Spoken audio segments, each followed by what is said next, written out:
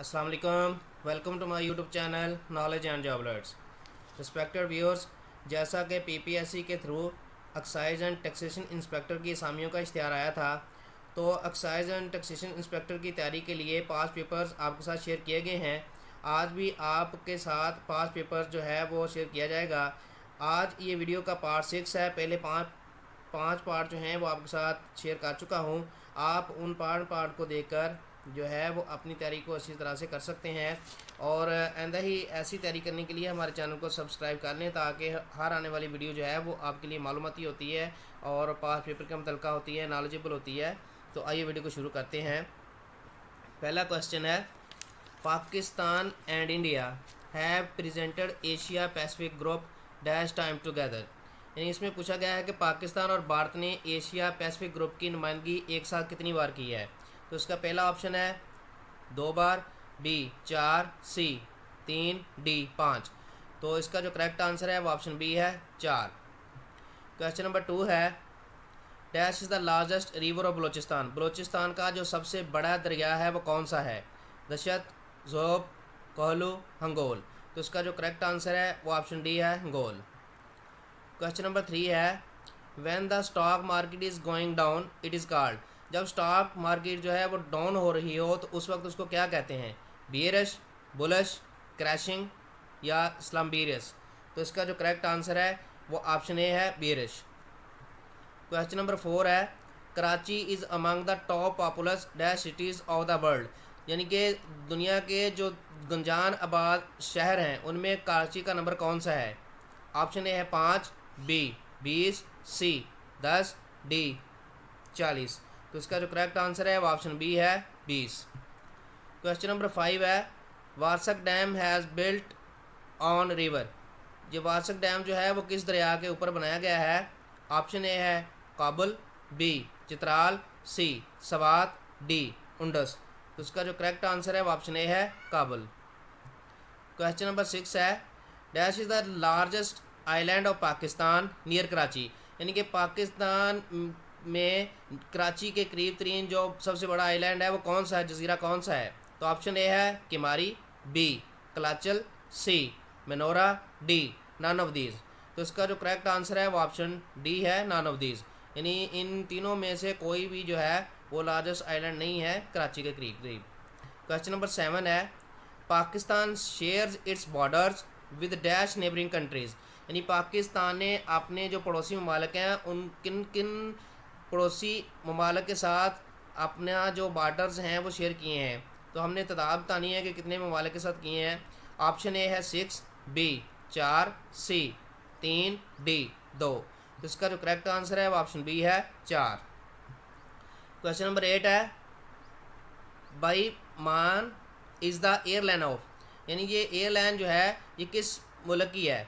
Option A है Sri Lanka, B Bangladesh, C Nepal, D none of these. तो इसका जो करेक्ट आंसर है वो ऑप्शन बी है, बांग्लादेश। यानी ये बांग्लादेश की एयरलाइन है। क्वेश्चन नंबर 9 है, dash is the nearest planet of to earth. ज़मीन के करीब तरीन सैयारा कौन सा है। ऑप्शन ए है Venus, B Mars, C Jupiter, D none of these. तो इसका जो करेक्ट आंसर है वो ऑप्शन ए है, वीनस। क्वेश्चन नंबर 10 है, distance between the earth and the sun during winter. मौसम सरमा के दौरान ज़मीन और सूरज के दरमियान जो फासला है वो क्या होता है।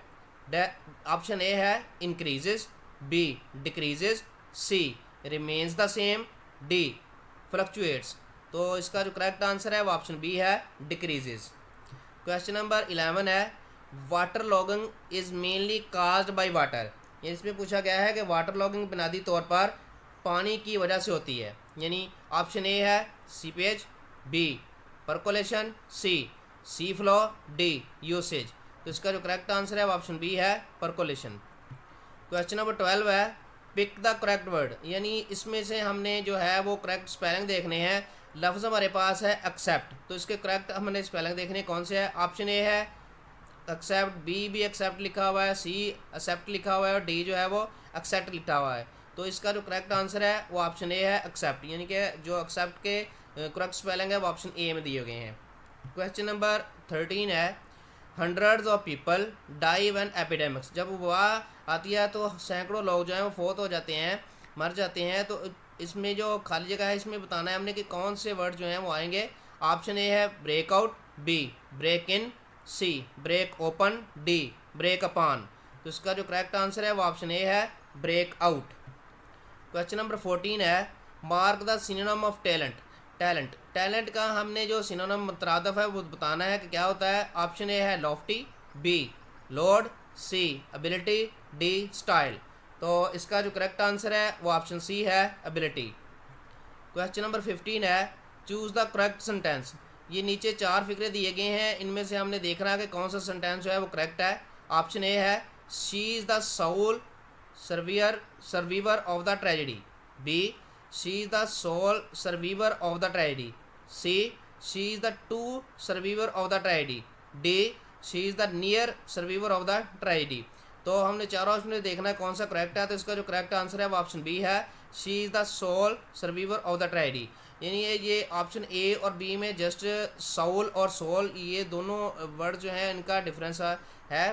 तो ये ऑप्शन बी जो है ये वाला करेक्ट आंसर है। क्वेश्चन नंबर 16 है चूज द करेक्ट सेंटेंस। यहाँ पे भी हमने करेक्ट सेंटेंस बताना है इस सवाल में कि कौन सा करेक्ट सेंटेंस है। ऑप्शन ए है she is kind to me, B she is kind for me, C she is kind on me, D she is kind with me.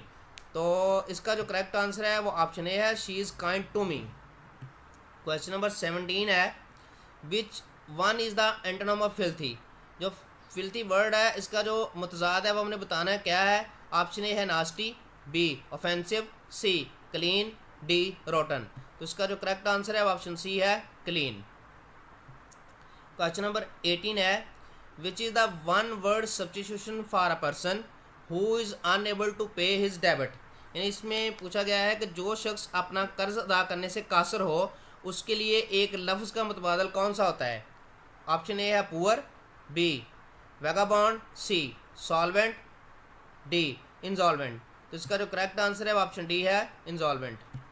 Question number 19 है पिक द करेक्ट वर्ब। हमने खाली जगह में जो है वो correct verb बतानी है कौन सी आएगी। तो सेंटेंस है he is silence dash to refusal.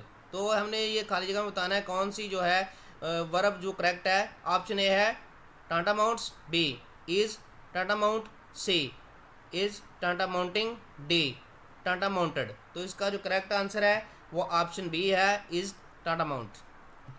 Question number 20 है पिक द रॉन्ग वर्ड।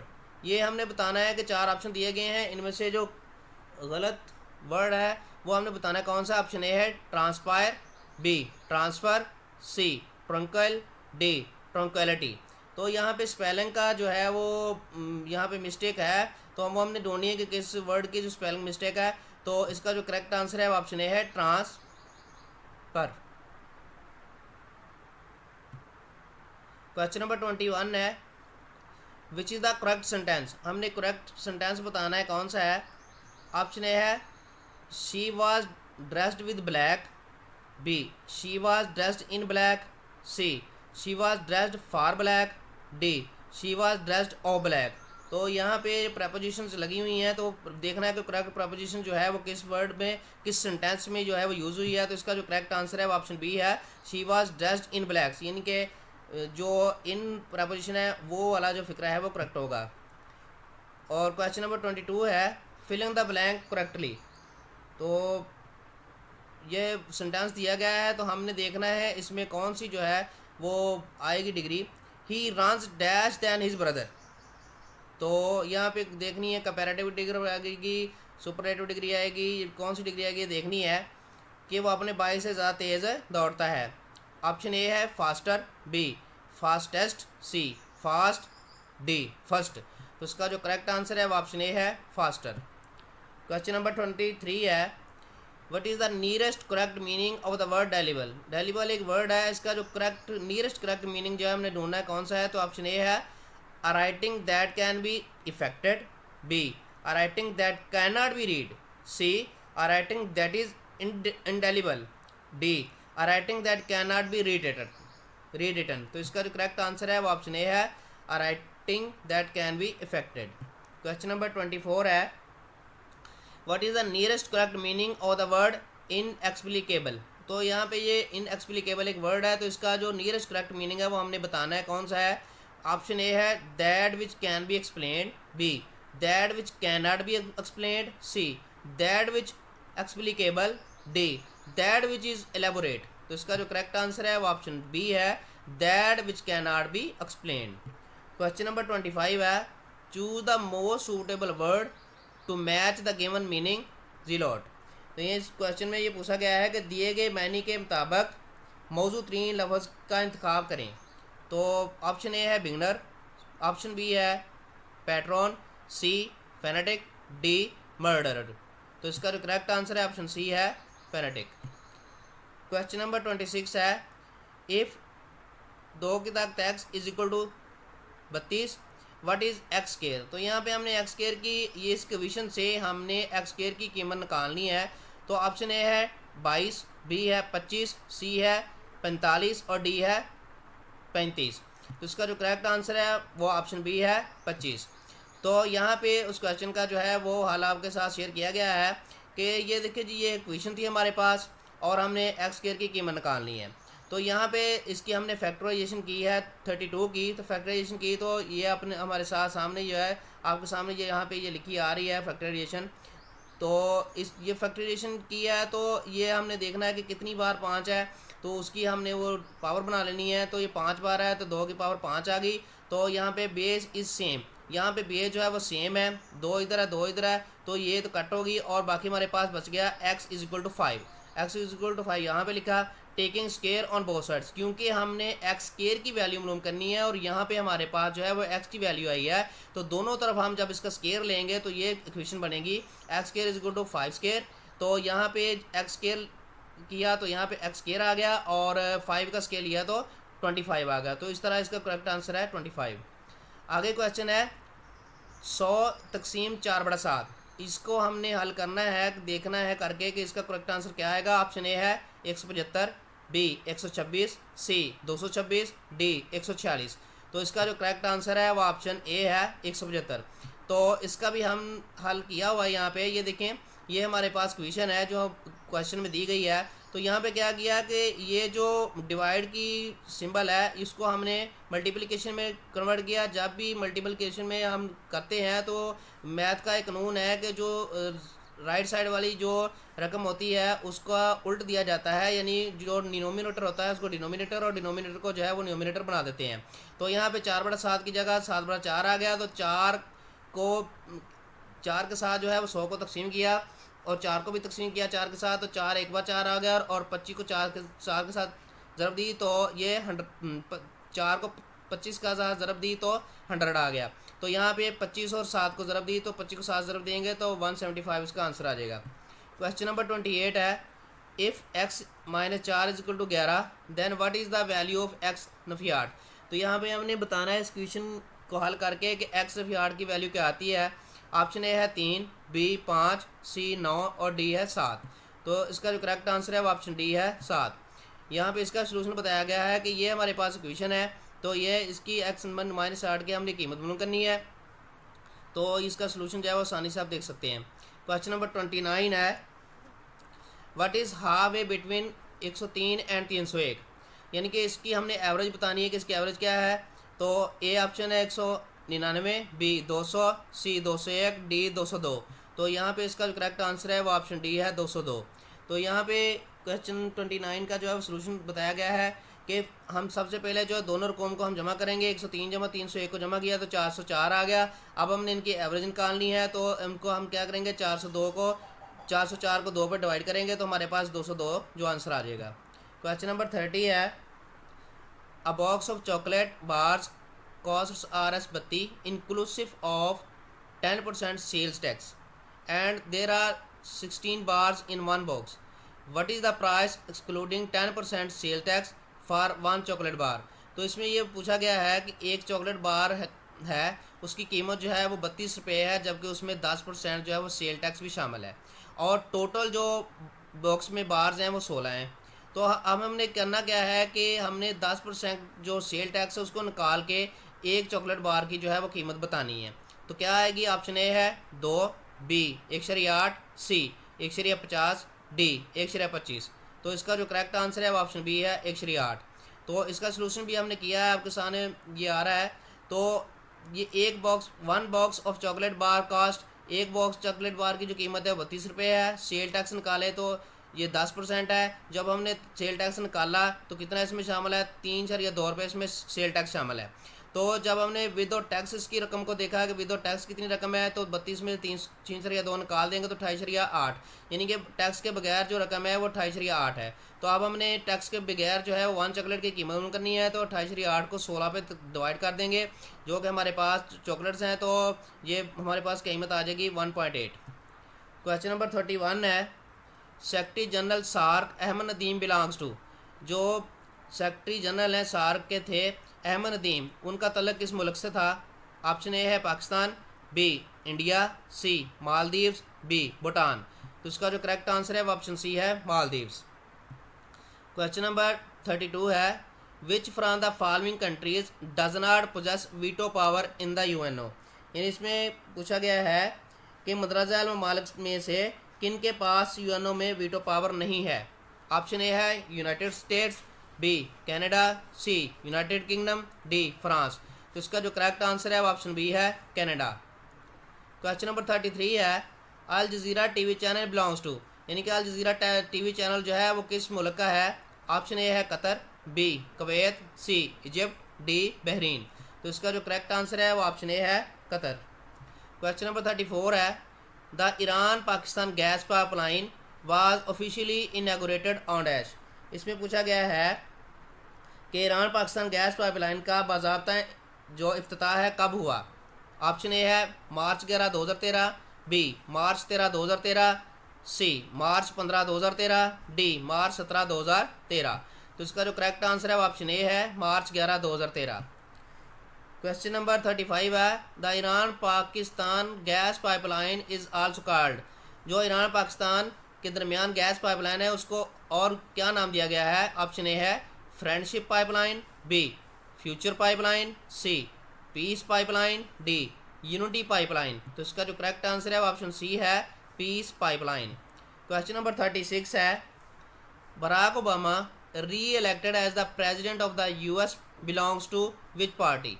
यानी कि बराक ओबामा जो है वो दोबारा यूएस का प्रेसिडेंट सदर बना था, तो उसका तल्लक जो है वो किस पार्टी से था? ऑप्शन ए है Republic Party, B Democratic Party, C Conservative Party और डी लेबर पार्टी। तो इसका जो करेक्ट आंसर है वो ऑप्शन बी है डेमोक्रेटिक पार्टी। क्वेश्चन नंबर 37 है, which of the following has the status of an observer states of the United Nations. इस question में पूछा गया है कि मंदराजला में से किसको अक़वाम मुत्तहिदा की मुबसर रियासत का दर्जा हासिल है।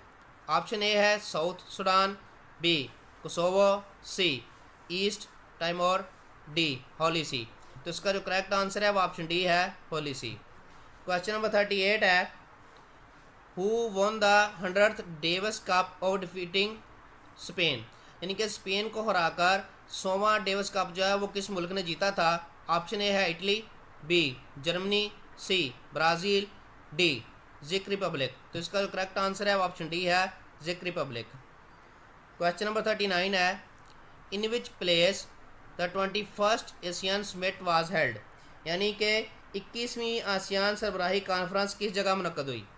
ऑप्शन ए है Birla auditorium Jaipur India, B Peace Palace Phnom Penh Cambodia, C Bangladesh, D Cuba हवाना।